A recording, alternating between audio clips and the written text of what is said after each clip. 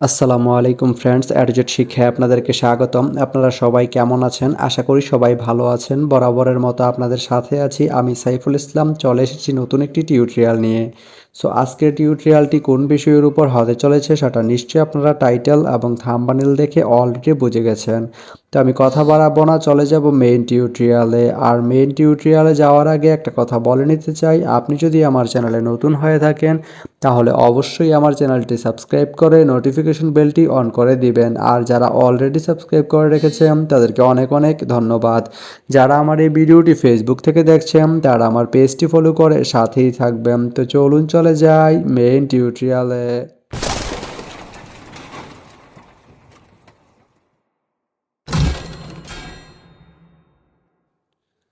তো বন্ধুরা, আজকে আমরা জানবো আপনি জামতৈল থেকে চাটমোহর যেতে কোন কোন ট্রেন রয়েছে, সেই ট্রেনগুলো ছাড়ার নতুন সময়সূচি, ভাড়ার তালিকা, বন্ধের দিন এবং গিয়ে পৌঁছতে কতক্ষণ সময় লাগবে বিস্তারিত। তা আমি যদি প্রথমে আপনাদেরকে ভাড়ার তালিকাটা দেখিয়ে দেই, আপনি জামতৈল থেকে চাটমোহর যেতে এস চেয়ার বা সুবন চেয়ার যে সিট, এর মূল্য পড়বে 55 টাকা।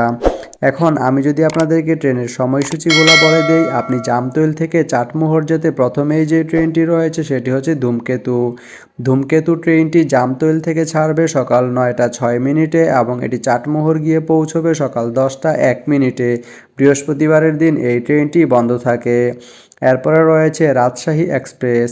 রাজশাহী এক্সপ্রেস ট্রেনটি জামতৈল থেকে ছাড়বে দুপুর 3টা 30 মিনিটে এবং এটি চাটমোহর গিয়ে পৌঁছবে বিকাল 5টা 12 মিনিটে। এই ট্রেনটির কোনো অফ ডে নেই।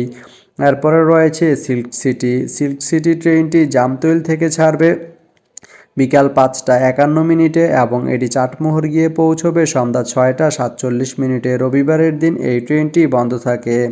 এরপরে রয়েছে রাজশাহী এক্সপ্রেস লোকাল। এই ট্রেনটি জামতৈল থেকে ছাড়বে সন্ধ্যা 7টা 13 মিনিটে এবং এটি চাটমোহর গিয়ে পৌঁছবে রাত 9টা 45 মিনিটে। বুধবারের দিন এই ট্রেনটি বন্ধ থাকে।